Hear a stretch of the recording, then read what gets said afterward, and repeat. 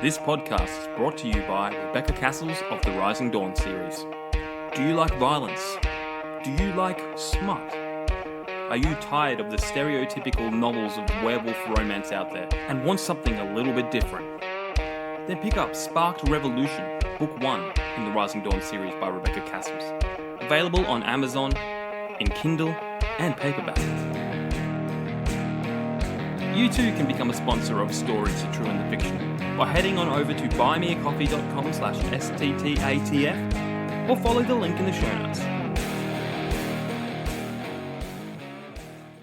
Hello guys and welcome to another episode of Stories, The True and the Fictional. It's another great interview with another great guest from the other side of the world. But before we bring him in, Ryan, what's been happening? Oh, I'm just living the dream. Living the dream, there you go. Living the dream. Just been watching a lot of movies, watching the new Captain America movie, which I'm not going to go into, but go and see it, it's awesome. Just living the dream. Absolutely just living the literal dream at the moment. I'm going to stop asking that question. You keep stealing my catchphrases. Yes. Anyway. I think that's the most time I said living the dream too. Yeah. We have to get a counter on the podcast down the bottom, just popping up. Yeah. Cool. Guys, check out our sponsors, Rebecca Cassells, Martin Kearns. Check out my stuff too. And now it's time for the show. VF Aubrey, how are we? I'm doing really well. How are you? Living the dream. Yeah. My catchphrase now, mate. You can't take that. Awesome. Well, for those who may not know, first question of the show, who is VF Aubrey? VF Aubrey, I am a writer and archaeologist based out of the Western United States, and recently debuted my first novel, August of the People, in January of this year. Awesome. Well, we are going to talk all that, but we have to do the icebreakers first. I'm assuming Ryan wants to go first, as usual. Again, as my preparation goes, I have to read them again. Yes, I'm going to go first this time. I think last time I went second, so I will go first. But before we do, I have one question. Do you consider yourself? You said you're an archaeologist, yeah? Mm-hmm. So are you more like an Indiana Jones archaeologist, or are you more like a Sam Neill's character in Jurassic Park, which I cannot remember the name of for the Paleontologist. Dr. Alan Grant. Man, Alan Grant, yeah, because I literally finished playing the Lego Jurassic Park game the other day and I couldn't remember it. So Alan Grant. So what would you consider yourself more? Well, if you take an archaeology course, the first thing I do is pop up a photo of Indiana Jones and say, this is not what to expect. This is not it. You're not board. You're not fighting Nazis. Yeah. And Dr. Alan Grant, this is a common misconception, but he's a paleontologist. Yep. So he's dinosaur related. But he was probably my main inspiration growing up. Jurassic Park had a huge influence on me and on the book too. Awesome. Once I heard that, I'm like, I have to go Indiana Jones, and that's so funny that you actually say they do that with the Indiana Jones. It's not one. Yeah, like literally the first day when you're in class, and wow. Oh, that's some awesome. Actually go through, and it turns out he is quite an awful archaeologist, like across the board, pretty much. Oh, that's awesome. Well, there's our first tangent. I think that's the earliest tangent we've had. And on a second tangent, there's this British comedian. I don't know if you've heard of him. He's called Ross Noble. And he did this great series where he just said, I think he's using Twitter, and he's like, tweet me, I'm here, what should I do? And then people just random tweet him things. And he ended up going to an archaeologist class, and then they said the same thing you said, this is not Indiana Jones. And then he took them all out paintballing, and they did extreme archaeology where they get fired at paintball and they got to dig stuff up. It was so funny. Incredible. I'm sure it's floating around somewhere. Anyway, Ryan. Yes. Let's get down to business. The first question of our famous icebreaker questions is: if you could get rid of one thing in the world, what would it be? Now, this is we're taking out of the equation the whole I'd get rid of world peace or hate or anything like that. We want selfish answers. Okay, I'll leave out the United States' current situation right now. Yes, that's out. Okay. And I might flex some nerd credentials and say I would get rid of Star Wars Episode 9, The Rise of Skywalker, because I think it's atrocious, and I think it's kind of indicative of terrible, lazy storytelling that kind of dominates our pop culture at the moment. And you mentioned Captain America. I'm interested to hear your review about that. I haven't seen it yet, but I think it's kind of something that could have been made by AI. If you plug in like an AI fake trailer of The Rings or something, it's kind of similar. I think it was beforehand, so it probably couldn't have been. But yeah, I think that's my answer at the moment. Okay, I definitely agree with that. But how do you feel about Episode 8, The Last Jedi? That's controversial. I am actually a fan of Rian Johnson kind of across the board.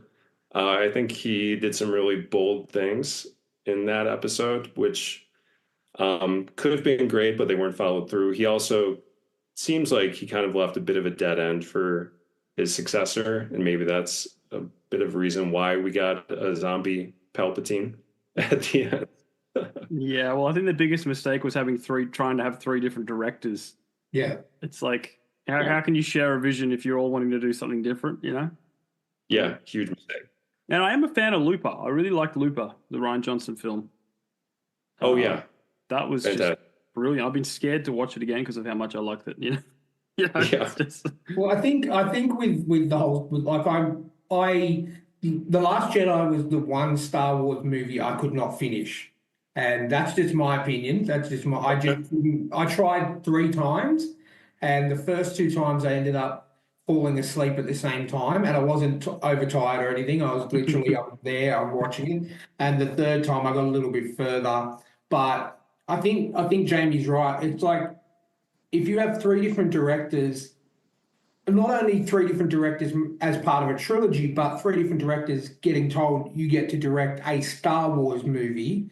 If you don't want to tell your own story in that Star Wars trilogy, like that Star Wars movie, there's something wrong with you, because it's like one of the biggest franchises ever in the world. So I can understand why they're so different to the original trilogy and the prequels because of that. But I still think they should have like got in a room and say, hey, this is what we're trying to do. Let's try and make it as linear and as cohesive as possible. But yeah, that's just my opinion. I really liked The Force Awakens. I thought that got me really excited for Star Wars again. You know, I remember I went to the movie with my Star Wars t-shirt with a whole bunch of friends and watched it. And I didn't see The Last Jedi at the movies because of I heard all the bad things about it. And then I tried to watch it a few times. And then I saw the last one with Jamie and Chris and Mike at the movies, and I thought the last one was a little bit better than the Last Jedi, but not by much. I did not by much, not by much, no. And I just, I guess because we grew up at the, I mean, I'm making assumptions of your age, Via Aubrey, but like we grew up in the era of the 4, 5, and 6 were the only ones that were out. You know, I'm not old enough to see them at the movies, but you know, I remember having the gold VHS box of all 3 of them, you know, at the one time to watch. So I think, yeah, I also like the prequels. I'm one of the people that actually enjoys the prequels as well. How do you feel about the prequels? I think they're looking better in retrospect, actually. I was there, I think it was 99, right? Phantom Menace came out, dressed as a Wookiee, you know, ready to go. And it was disappointing because you don't expect to see a baby Darth Vader. That's not what you're yearning for. Exactly. Yeah. But, exactly. Yeah. Do you think they would have worked better if they actually came out in sync? Like if George Lucas had done 1, 2, and 3, 4, 5, and 6 in that order? Do you think that you wouldn't know what's coming with Anakin? I'm not sure it would have ever gotten off the ground, to be honest. They're really weird, which is something that I respect from George, like going really deep into like space taxation and everything. Is not something that your average 10-year-old is signing up for. Yeah. But you really see his authorial voice, which I think is pretty clear. And the new ones are just like, they're almost a pure example of like the Panzer side of plotting, seems like to me, where they just purely hand off one to the other and be like, here, you take it, do what you want. Yeah. That's very true. Yeah, you can really feel that. You know, I mean, we're me and Jamie and Chris, our friend Chris I will say was because he says he's not anymore, but was the biggest Star Wars fan that I have ever met in my entire life. And if he was on this podcast, he would talk to you. He would debate you about The Last Jedi for about 4.5 hours. And that's being generous. And but yeah, I definitely agree. I don't know. I'm more of a like I like the prequels because I liked getting the origin of Anakin and Obi-Wan Kenobi's or Ben Kenobi's relationship. In seeing that, I'm kind of like an origin story guy. I like to see where it all comes from. So I guess maybe that kind of weighed a little bit on my decision, but I got a lot of crap back when the prequels first came out when I liked it. I think the third one, it's Revenge of the Sith, isn't it? Yeah, Revenge of the Sith is phenomenal. It's absolutely amazing. That's probably the best one, yeah. And I think you're inherently even a prequel person or you're not. It's kind of like cilantro, you know. And personally, I don't always need to see how the sausage was made back in like the origin story. But for some people, that's what it's all about. Yeah, I can, I guess that's why I like them a little bit more. But welcome to the Star Wars podcast, by the way. I never thought we'd get this deep into Star Wars without Chris. He's with us. He's with us in presence. Yeah. Do you want me to bring out my $800 Star Wars skateboard? You know, we can keep it going now. All right. What's something on your bucket list? Let's see. This is a tough question. I think this might have happened. You were guessing at my age. I recently turned 40. And it does seem like a little light bulb turns on and you're instantly interested in ancient Rome. I've seen that going around recently, and it's just they just hand you here's a history of Rome book on your birthday. And that's something I've spent the last year thinking about and being an archaeologist, doing work at a Roman site, specifically somewhere in England, one of the outskirt locations, or in Pompeii. That would be pretty high on my bucket list. Cool. That'd be awesome. That'd be like just to find it, you know, and not only that, but I think it'd be amazing to actually be at one of those sites and, you know, to be able to do the work that you do and, you know, the potential for discovering, you know, new things about the history of, you know, a Roman site or Pompeii or something like that. I think that would be really, really, really amazing. So I could see why that'd be on your bucket list. Yeah, for sure. Because part of archaeology is kind of telling a story. It's a little bit like detective work for when you're working at an area. And I work in the United States, and a lot of it's before a certain period. It's a mystery to us. We don't have written records. And the amazing thing about somewhere like Rome is you have all that context and stuff you could tie it together into. And I just find that completely fascinating. Like all the written records that we still have. I agree. I think that's a very, very good answer. I'd definitely be up for something like that as well. Okay, next question is, this one's where we do become quite judgmental. It depends on, and the rest of the interview will depend on the answer of this question, whether it ends or whether it goes on or whatever that may be.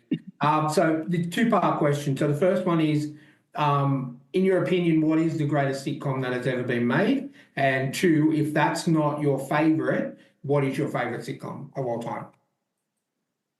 Okay, that is a tough question. I think for me, there's a clear top two, and I would put that across the board, and it's between Seinfeld and The Simpsons. Okay. Would you consider The Simpsons as podcast? Yeah, definitely. Yeah. And for me, what pushes it over a little bit is if you take the Seinfeld extended universe into Larry David's work and Curb Your Enthusiasm, I'm gonna say that's my number one with a bullet. I agree. I have like a specific collectible. It's a fridge, and inside has all the seasons of Seinfeld. It's got the fridge, and it's got like the magnets and stuff like Seinfeld and all that kind of stuff. And I love Curb Your Enthusiasm as well. So I definitely think it is definitely up there of the greatest of all time. Definitely in the top three for me. The top three for me: The Office, Scrubs, and Seinfeld. So 100%. Okay, yeah, I'll get there for you too. Yeah. Scrubs for me, always. Yeah. And I love that it was basically they wanted to do a live action Simpsons. So when you watch it, you can actually see it. It's like That's incredible. the little fantasies and little, guest stars every episode and stuff like that. I think that would take it away from it. I honestly think, like, especially seeing as we're all the same kind of age, I'm guessing we all grew up on The Simpsons. Mm-hmm. To do a live action, I think would take it away. No, I was saying that Scrubs was supposed they wanted to do a live action Simpsons, and that's what Scrubs was. Oh, okay. Yeah, okay. I can kind of see that. The little dreaming, JD's doing his little dreaming, and then all the guests that come on, Yeah. Oh, now you've got me thinking. Yeah, I totally agree with that. 100%. That's what he was aiming for. That's why I love Bill Lawrence. Okay. When was Scrubs airing? When was that on TV? 2001 it started, and it went for 8 seasons. Okay, that kind of coincided with grad school for me at the end of it. So that has been on my list forever. But based on your recommendation, I'll definitely dive back in. I love Bill Lawrence. Like he influenced. Like I'm an author, obviously, and Bill Lawrence is a TV writer, and he influences me more than any other author. Just his amazing, cool foreshadowing and building an ensemble cast. He's just brilliant. He started on Friends as a writer, and then he went off and did Scrubs and a string of whole other great shows. Ted Lasso, as well. Okay, I love that. So Scrubs is just brilliant to the point where you've got the same cast, including extras from start to finish. So you'll see extras in the background. So it's familiar. Like it feels like a hospital, and then you'll have slowly throughout the series they'll start getting to have more dialogue and stuff like that, and just it's through 8 seasons. I heard it's fairly accurate. Is that right? It's supposed to be the most accurate medical TV show there is. All right. They were the first sitcom or first medical show to actually have surgeons wearing masks. Because back in the George Clooney days, whatever that show was, it's like, oh, you got to see their faces. Yeah. Can't hide Clooney. You can't hide Clooney. But Scrubs make a lot of funny jokes about not being able to see the faces and stuff like that. But highly recommend Scrubs. And I think they bought or leased out an actual old hospital. Yeah. No, well, you watch the pilot and it's not even fixed up properly. Like the walls, it's like it looks really different from episode 1 to 2. Anyway, what's your zombie apocalypse plan? Yeah, that's a tough one. I think I have 2 angles, and I kind of lean towards a bit of. Have you seen Zombieland? Yes. Yeah, I discovered in COVID I'm quite okay with hiding out in my little space, just like typing away. So I considered a Bill Murray in Zombieland a little bit, just like hide away, stumble outside to the grocery store when I need to. Just pretend you're a zombie. Yeah, exactly. And the other angle would be more of a Mad Max side of things. Yes, we understand that reference. Yeah, and I'm near the Rocky Mountains in the American West, so maybe like an adventure van version of Mad Max. Yeah. Because his vehicle doesn't have a lot of space to like hang out in or sleep. Really critical flaw. Well, it sounds you'd be pretty safe up there in the mountains. I'm in the Blue Mountains of Australia, near like a couple of hours from Sydney. So I'm pretty set, Like I live in it. Like my town's got like, I think last count was 1,800 people, and that's it. Yeah, you don't even have to change your routine. Sounds like. Like I didn't have to change it in COVID. Like it's just that everyone was just, I think we had 2 cases in my town. It was like we were untouched.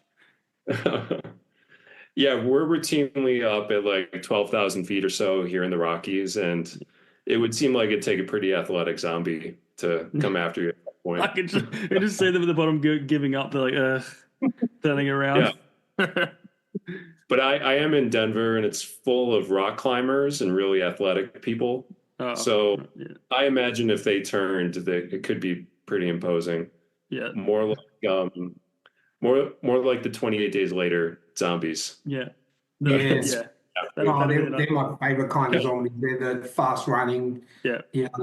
I recently watched that again because they're doing another one 28 years later, which I'm really looking forward to. Looks phenomenal. Danny Boyle still directing, and Cillian Murphy's back and everything like that. So that looks pretty good. But yeah, I love those zombies because they're just so different from any other zombies. Every zombie movie show you watch, they're just really slow and like I could outrun them. You know what I mean? I'm in a wheelchair, so But with 28 days later and 28 weeks later, those zombies are just like jumping through windows and just like trying to. They're faster than most humans, which is awesome. You had to up the stakes at some point, because Yeah, definitely. Yeah, like humans are the real bad guys. We get it. It's zombies. Exactly. It's a metaphor, but it's nice if they're actually scary too. Yeah. Cool. All right. Well, this is the final question, revamped from it used to be Elon Musk, but seeing as he's powerful, he'll probably take us out. So, Bill and Ted arrive outside your house in their phone booth time machine and say, "Whoa, dude! Rufus asked us to give you a free ride in our phone booth time machine. Where do you go?" Yeah, I'm tempted to go in the future. I feel like that's where a lot of people go, or to like a famous event to witness in the past. I'm kind of curious, just because what I do in my background and what I'm interested in, to go far in the past. For example, we just found a 13,000-year-old spear point here, and I was doing research about what the environment was. Yeah, it was Clovis, which is one of the first people in North America. And doing some research on what the environment was here, specifically that high up at the time. And there was these massive glaciers and weird creatures, like giant sloths and mastodons roaming the countryside and everything. And just to see like a truly alien, mysterious side of the human experience was kind of formative. This is going deeper than I anticipated, but that's what I immediately thought of for the answer. Yeah, I thought when you said you're an archaeologist, I thought there's pretty 99.9% chance that you'll go back because of kind of what you do. Because I can imagine, every dig you go to or every site you go to and seeing these things that you're uncovering, wanting to know, wow, I'd really like to see this in real-time action, back when it was actually used, or when, that would be my mindset. I'd be immediately going, okay, this was, say 13,000 years ago. What was life like about then? And then, rather than just doing the research, you can hop back over there and have a look. Yeah, just pop in. Exactly. Does that answer then the last waltz concert by the band? So that was going to be my other one too. And that's only like 50 years ago or something, but that's cool. Yeah, they're one of my favorites. Have you ever thought about going back in time far enough, figuring out where something happened, and then orchestrating your own find in the future? Like, oh, if we go here, Oh, okay. And then like boost your career. Yeah. Yeah. Oh my God. Yeah, that's an interesting avenue. So what future civilizations find about our current moments, that's been thought about a lot too. Yeah. Well, here's a question. What would be something that's been found, like archaeologically, that you wish that you were the one to find, or that, you know what I mean? That sort of thing? Like, Do you have a favorite find, I guess?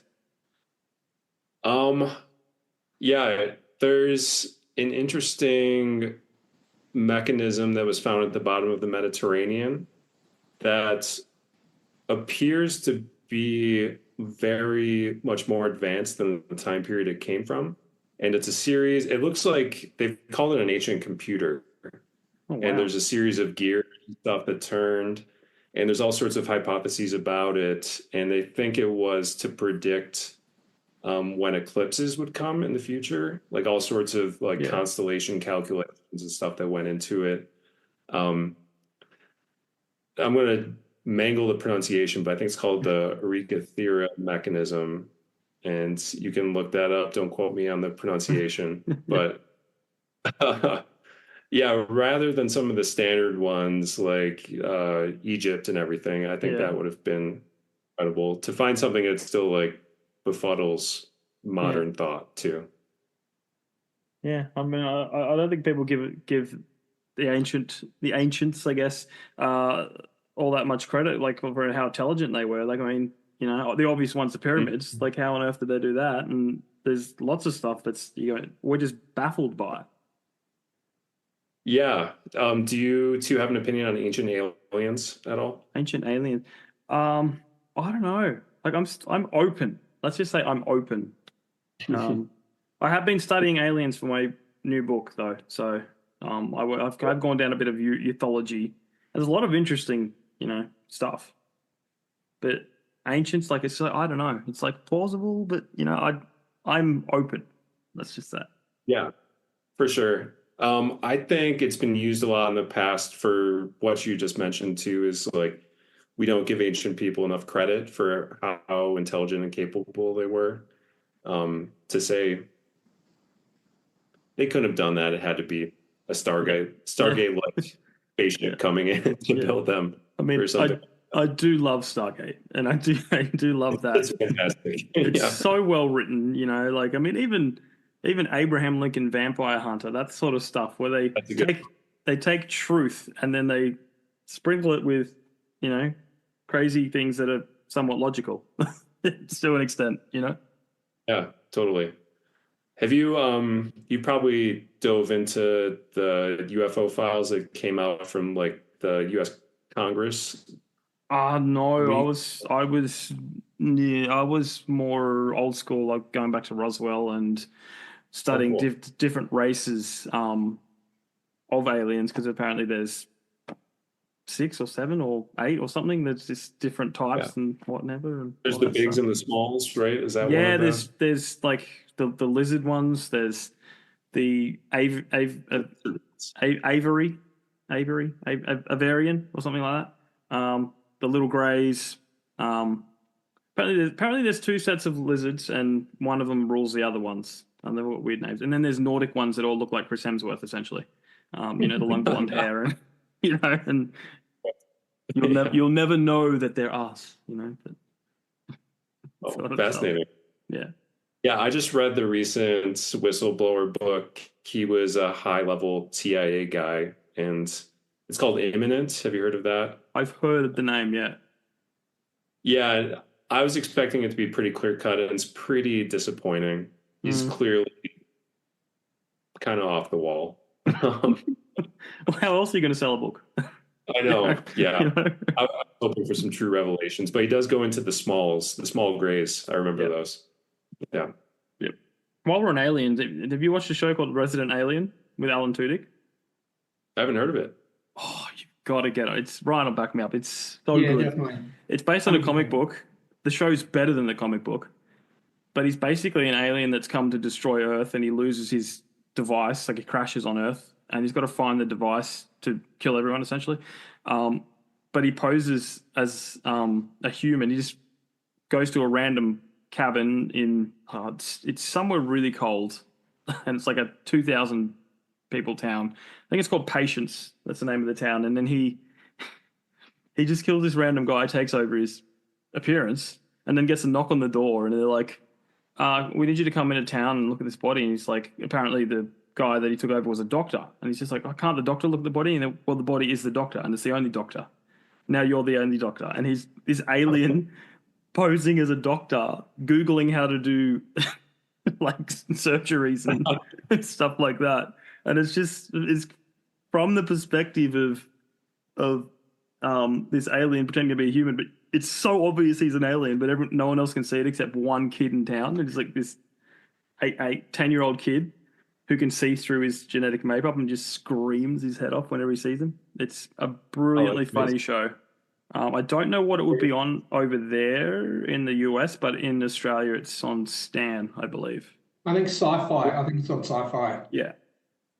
Nice. Is it an Australian show? No, it's Canadian, I'm assuming. Amazing. I love some Canadian TV. It was filmed in the same place as or very near to The 100. Nice. So, that was actually that was in the back of my mind, probably an influence on my work. Actually, I was going to bring that up. I really did. I haven't finished watching the show, but I really enjoyed that show. That's sort of low tech future. Yeah, very much prevalent. Cool. Anyway, tangents over. You've passed the icebreakers. Great answers. So let's dive into the good stuff. This podcast is brought to you by Martin Kearns and the Valor of Valhalla series. In the battle between two ancient evils, can one naive young man become the last hope against powerful creatures of legend? Beneath the Veil is the gripping first book in the Valor of Valhalla dark urban fantasy series.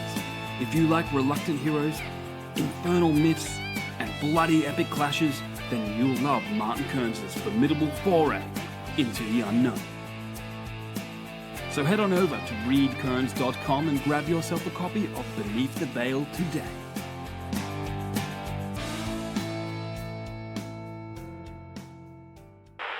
Where did your writing journey begin? Is it new? Is it old? Have you always wanted to do it? It is fairly old. I was, as a kid, always really big into reading. That's pretty formative for me. I was like the kid in middle school that had a 1,000-page, doorstop book that I was reading in study hall. And I did end up getting a creative writing degree in college and was on that track, and then randomly took an archaeology course.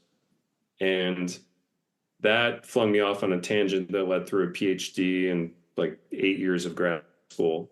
And after that, I moved out to the West Coast. I was on the East Coast previously. And I had finally had time to exercise those writing muscles again. And I got back into it around 2018, 2019, and had this bolt of lightning idea that came upon me. And a few years later, I had this book, and now I'm just ramping up on the indie author journey. Nice. I do love the indie author side of it. I got published with a publisher, and then that publisher went bankrupt, and then they were back on indie. But I prefer indie. I 100%. I don't know what it's like for you, but I prefer that freedom of being able to tell your story the way you want to tell it, instead of thinking about making it like just a money-making machine, if you know what I mean. Yeah, absolutely. I saw that side of the publishing industry, and it was a turnoff for me. I spent a few years querying, and I got some interest, but I was told pretty much across the board that they will not take a debut over a certain length. And I spent a long time trimming down, and to the point where I wasn't comfortable cutting more out. I thought it would compromise the story. And so that's why the past, like a year ago, pretty much, I decided to take the leap into indie publishing. And it's been amazing so far. The community's incredible, really strong online. They support each other. And it's got this bit of like an indie rock vibe from the 90s. It's kind of do it yourself. Yeah.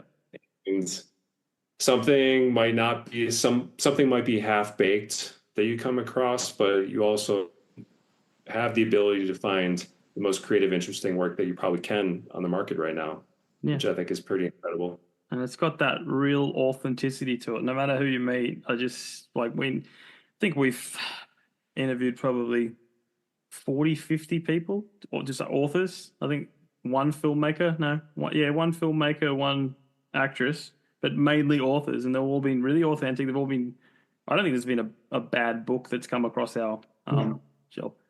I was a little biased with yours because I actually bought it, if you can see behind me, because it just sounded. Yeah, I noticed. It sounded really up my alley. I've read chapter 1, and that's all I've had. I'm a slow reader. That's all I've had a chance to read. But I really dig it.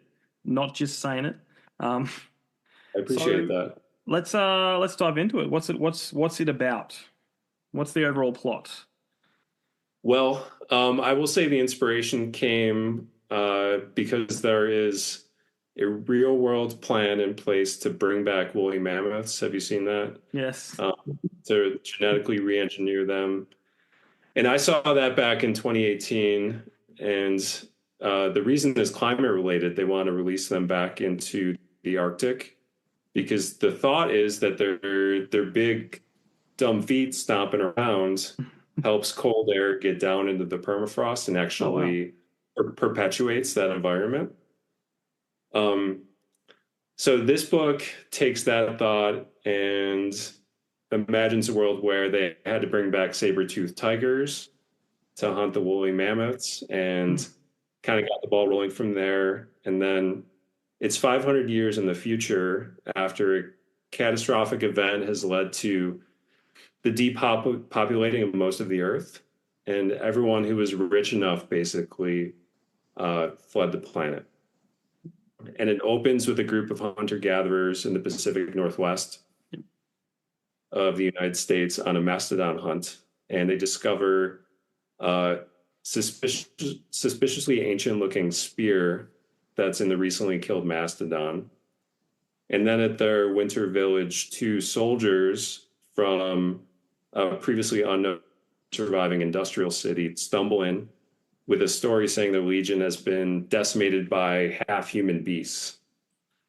And it kind of goes from there, and it delves into the dark side of the science that created this, the possibilities that could spin off from where that started, and also the kind of low-tech versus high-tech future when they quest forth to meet the industrial city. That's amazing. I did feel a bit, and this is probably purely by accident. One of my favorite games is Horizon Zero Dawn. I don't know if you've heard of it, but it felt like that because that's very. It's future meets past. It's tribal, taking on giant robots, not like re-engineered, but just like robotic machines, and it had that vibe to it. Yeah, I've actually never played, but I'm aware of it. I know they have dinosaurs, right, in the future too. Well, it's purely robotic. So they get a little crazy in the second game with like Spinosaurus-looking dinosaurs, T-Rex-looking dinosaur, like robots. Sorry. So there's no flesh and blood or anything, but it's just all robots. But they've all got that. They're all based off some animal, that sort of thing. But yeah. That for sure, Jurassic Park was a big influence, and I really enjoy the Crichton like style of taking something that's scientifically plausible and kind of going forward from that. And for me in my sci-fi, I've always liked that sort of low-tech future. Yeah. The mystery of what happened in the past, the ruins crumbling and everything. Yeah. The 100. Also, Breath of the Wild, the Zelda game. Yeah. That was an influence I found that kind of just percolated into my subconscious because I've been playing that a lot. But that sort of vibe and the sense of wonder you can create from that too, where there's undiscovered mysteries and what's hiding out there. And yeah, I actually forgot what your question was, but that's I did too, so that doesn't matter. But I will throw this in now because I didn't put it on the list, but I keep forgetting it because we had a guest on and he started talking about maps in books and sort of stuff, and I thought, let's ask you the Amy Cormack question.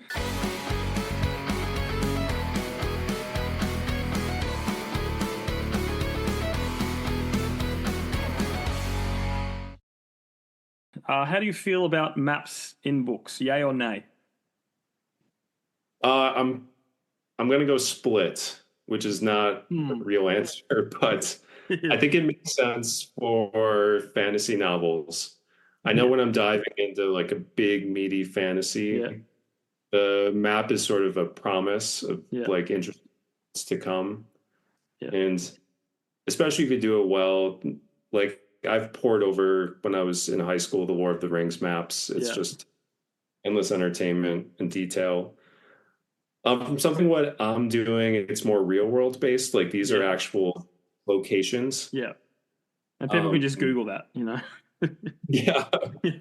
And yeah, well, for example, there's a location in the book called the Drowned City, and that is a city that exists that is half underwater in the future, that has kind of a Mad Max style marauder people living in it. And everything's based, the distances where people will interact, things they come upon, it's all the actual topography that is there.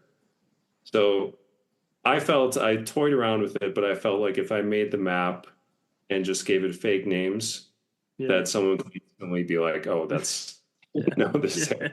Yeah. So how did you go about like modeling like certain, I guess tribes and places around the whole place? Like, did you pick a region for it and then kind of just model it off that? Yeah, it's influenced by people that lived there in the ancient past, and really just kind of people have been there for so long in North America, really like deep in the ancient past. They say 25,000 years now is probably what we're looking at. And over that time, they really just, they really knew how to live in an area. So the thought was, with these people, if they had to go back to hunter-gathering, they would adopt a lot of the activities that worked in the past. And it's not modeled on any specific tribe or people. It's just kind of thinking proactively, what would people do 500 years in the future just to make a living in a certain area. And then what I mentioned, they're called the Piranhas, but they're the Mad Max style marauder group. Yeah.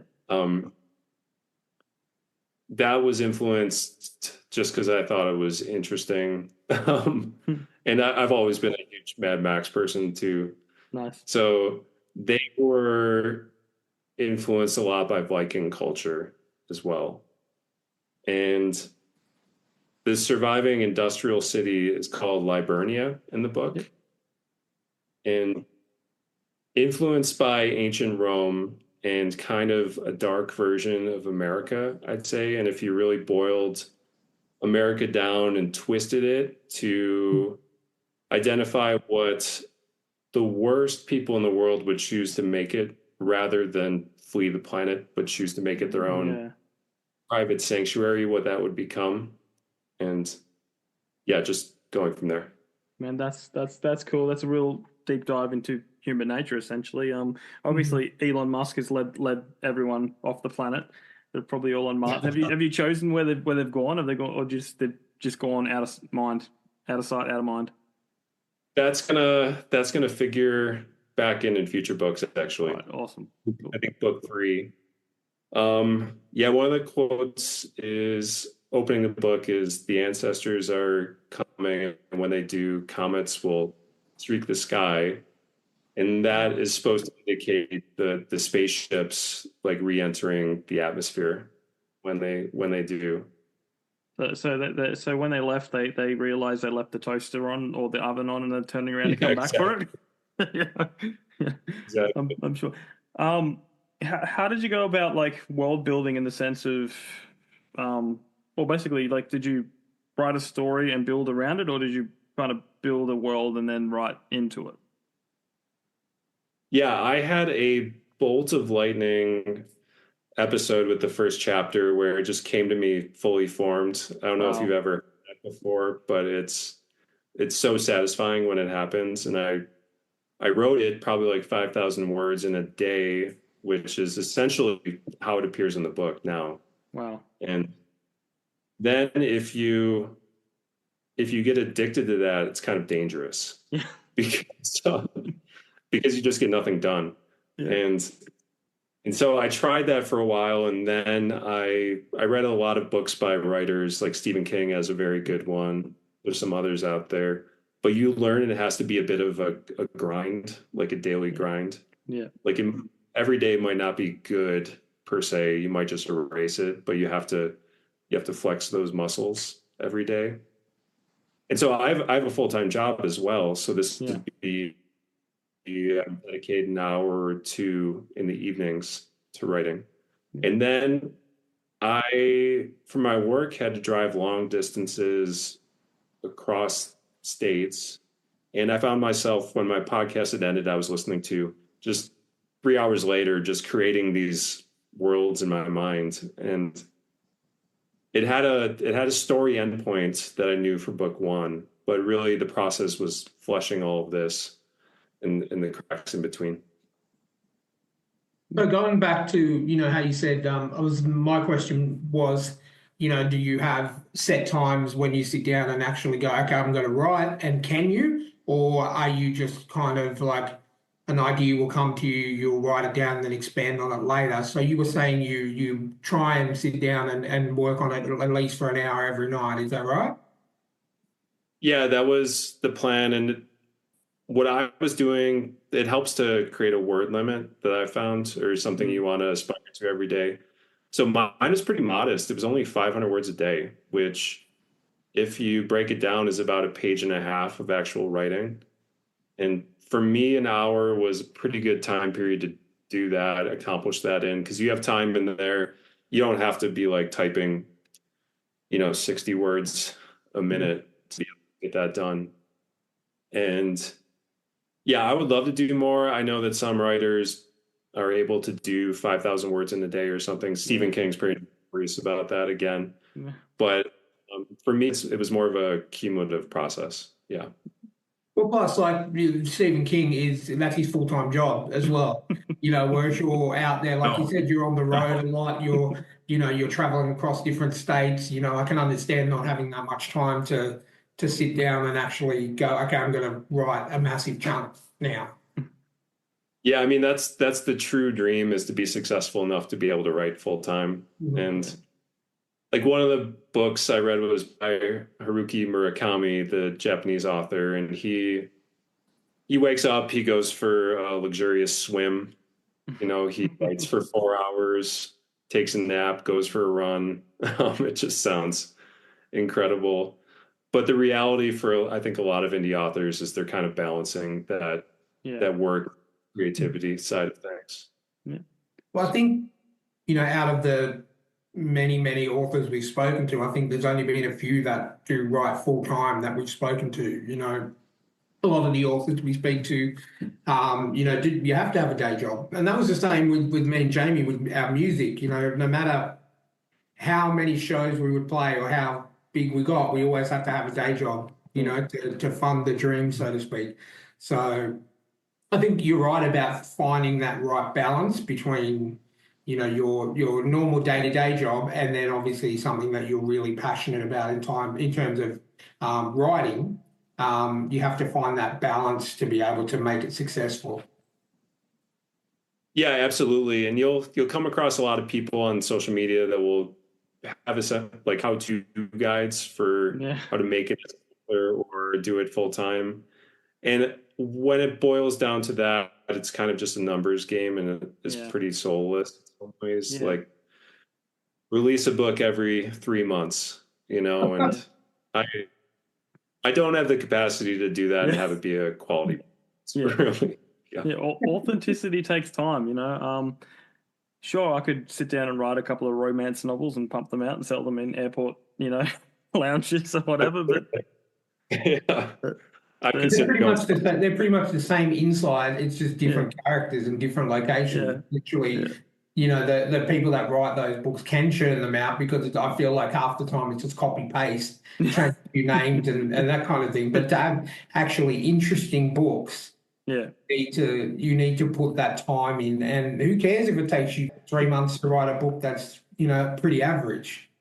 Yeah, Like I'm a massive Stephen King fan. I read as much of him as I can because obviously when you commit to a Stephen King book, most of them are quite large. So it does, even though I'm an avid reader, it takes me a while to read. I just recently finished rereading It because I watched the movies again, but that's a great one. he's able to churn one out, like literally churn a book out at least once a year, which is fine because that's his full-time job, and he's been doing it for so long that it probably just feels natural for him to, churn that out. But I would much rather wait a few years and read a really, really good book than wait a couple of months and read like a pretty ordinary book. So I just, yeah, to write quickly and yeah. You're the type of reader I'm trying to capture then. Well, don't you go nowhere, Ryan. Yeah, I'm lucky. I do have the second book in the bank. I just need to edit that. So I've made a promise to get that out in the fall of 25. I've left that a little ambiguous what the fall means. So maybe November. We'll see. Australian fall. I mean, there's other continents you can just say. Yeah, exactly. Yeah, and this journey is pretty new to me, so which is interesting because I think you guys have had a lot of people on that are fairly established too, and just what they're doing. And this is literally from January for me, so this is truly a work in progress, and I'm just trying to build up the marketing side of things, which does not come naturally to me. I mean, there's a million videos of people going, this is how you market. This is what you do. I don't think there's a one size fit all for it. I'm about to start something that their last guest said he went to a 3-day market weekend down in our capital city, and he sold like 200 plus books over 3 days just by doing it himself. I think he said he took 225 and he sold like 206 or something over a 3-day weekend. Yeah. So that's incredible. That's something I'm going to start working on. I've got local markets all around the place, and I'm just going to, But like you said, it's all about, it's not just about buying the book, but you get to meet the author and you get to ask questions like what we do essentially, ask questions on the book, and you get to sell that book to them rather than just reading a little Amazon blurb or something like that. Yeah. So I think that's why you have more success at markets and stuff like that. Yeah. Yeah, that's interesting. I need to look into that here too, because it does allow you to have more of that face-to-face time and let you really sell. The social media just kind of seems like an abyss a lot of times and just kind of moving into the void, Yeah, and it's a lot of, it's easy to find authors than readers, if you know what I mean. We all support each other. We may buy each other's books, and that, but like it's not an audience, it's a support buddy kind of thing. But yeah, and it really is kind of a slow build I'm finding too. You can't expect to launch, like for me, a debut and have it be, top 500 on your Kindle rating, right? It's really kind of building that over time, getting people invested, nabbing what few readers you can here and there, and hopefully people just enjoy what they see and come back for more. Yeah. Cool. And Ryan usually asks this question, but how'd you go about your cover art? Did you have an artist you worked with? How'd you go about it? Yeah, I'm a little scared of this question because I think the indie community is not going to like my answer too much. AI? I actually created it myself, and I wanted to make it a true DIY project, and that's something I spent some time on when I realized I wanted to go the self-publishing route. And when I did, I saw some recommendations that said, universally, you should never create your cover art. And I was like, oh crap, I'm gonna get myself into. But I'm pretty happy with how it turned out and just conveying a bit of a sense of the story. Yeah, I come across, and I fully support all the artists that are out there and everything, and I'm hoping to do that for future books as well. Yeah. But this, as you see it, this is DIY book. Well, look, it's good. I've seen horrible covers, and this isn't it. I really like it, to be honest. Yeah, thank you. If you saw, maybe someday I'll release on social media one of the few like first versions that I came up with. Yeah. And it was truly like not very particularly talented toddler, Yeah, scribbling on a yeah, computer. yeah. Yeah. No, look, I almost do my own. I'm very. I know I have a vision in my head, so I have worked with artists. Um, but I'm like, I know what I want, if you know what I mean. And it's just like I may as well be doing it myself, but I'm just, getting someone else to shift stuff around. Um, Yeah, you'd be like the guy in the back of the taxi telling him every turn to take. And, yes, yes. So I'm not as pedantic as well. I'm getting readers new cover done for my last book. I'm working with a very talented artist. I think he's from the UK, but he's very good, and it's essentially I'm like, this is what I want, this is the feel, and he's mastering it so far. So it's just Cool. So you're redoing a past cover? yes, I'm doing the Wedding Night trilogy because I just wasn't really overly happy with it. Like it was a kind of a rush. That whole thing was a rush. It's like because I wrote three novellas and I just kind of wanted to put it under a cover, and just that'll do. And then now I'm getting a few good reviews about the quality of the story itself, but so I think I want to dress the cover up a bit more to Cool. make it more Yeah, there's always the sellable. possibility Yeah, to go back. I've seen people have successful relaunches. I've seen yeah, a few examples recently. yeah, And yeah, it is such a major component yeah. that even more than a bookstore, maybe the online marketplace, it needs to really catch your eye. Yes. Cool, cool. So, how many books in the series do you reckon are going to be? Well, I've conspicuously called it a saga rather than a trilogy, which is Hmm. what I first envisioned. So I'm hoping to wrap it up um, in part three. Yeah. Part two is has a darker ending, going a bit of the Empire Strikes Back route. Hmm. But I'm gonna leave it open for now if the story spools off a little bit. I'm kind of a combination of the two types of writers where I like to have an ending in mind and then Yeah. comes along. I'm not sure if there's a name for the combo. Do you? Oh no, I haven't never thought about like a two.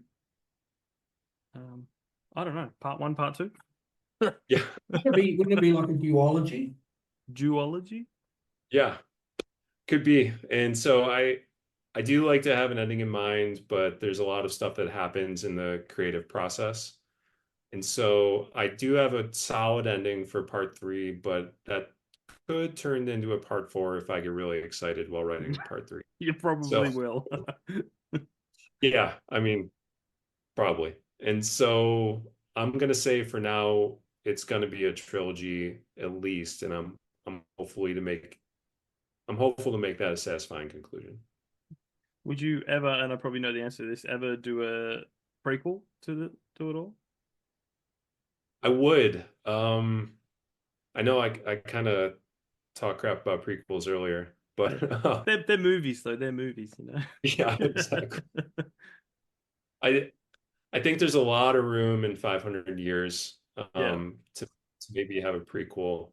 And I've seen some satisfying versions done recently, like Philip Pullman did a really cool version with his Dark Materials, where he's not calling it a prequel because it extends before and after his first series, which I think is a cool idea.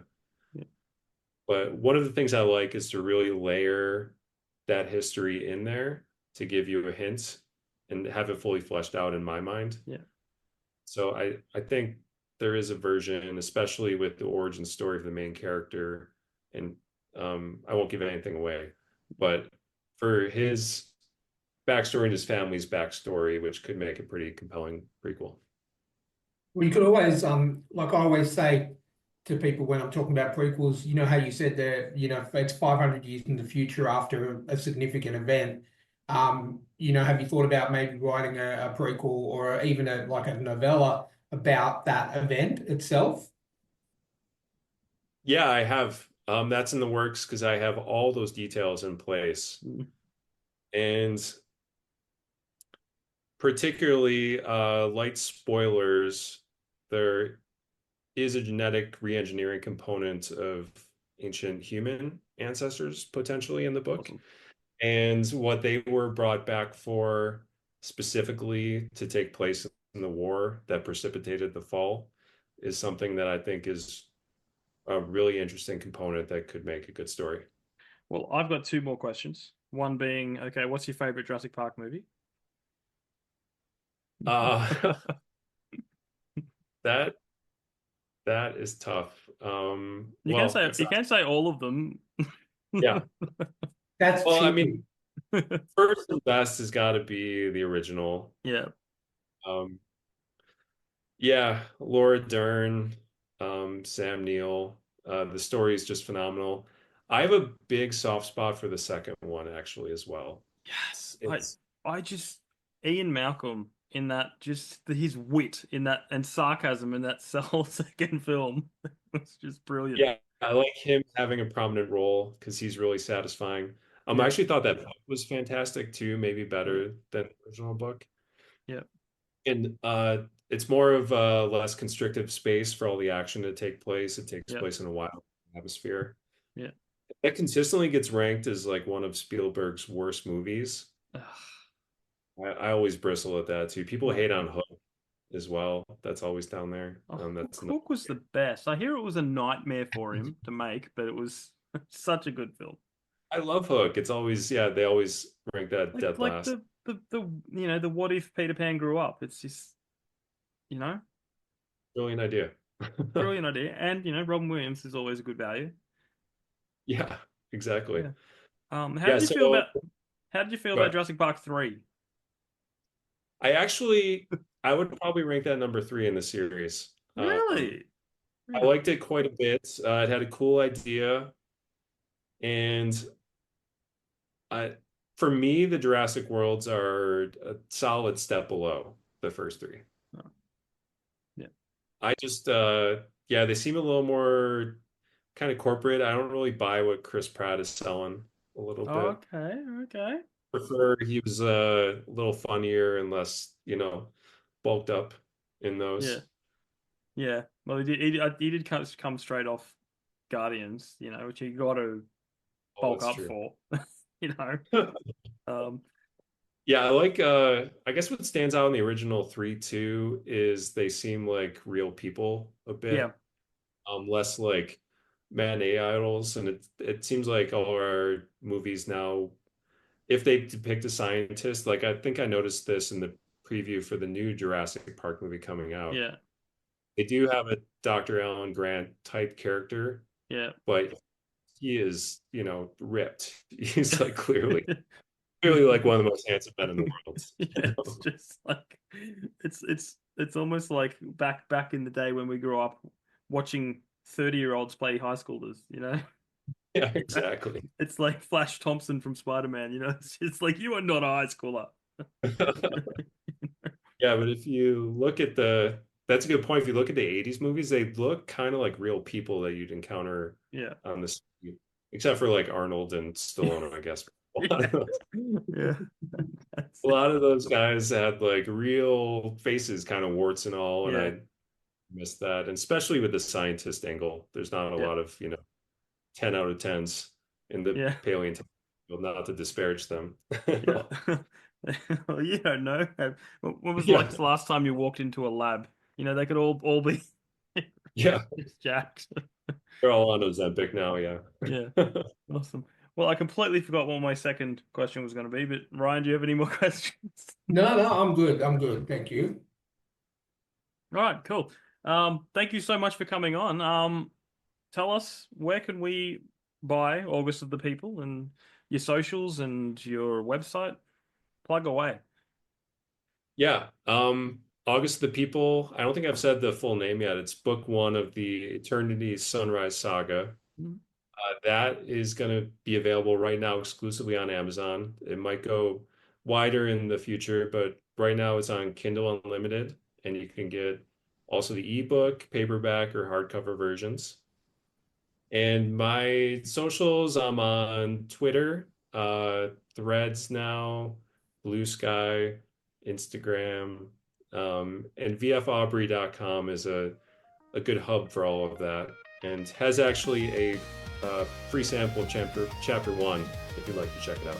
Awesome. I highly recommend that. Thanks for listening, guys. If you want to reach out, thetrueandthefictional@gmail.com. All our links to our socials are in the show notes. If you're an author, please reach out. We'd love to have you on. And we'll catch you next time. See you next time.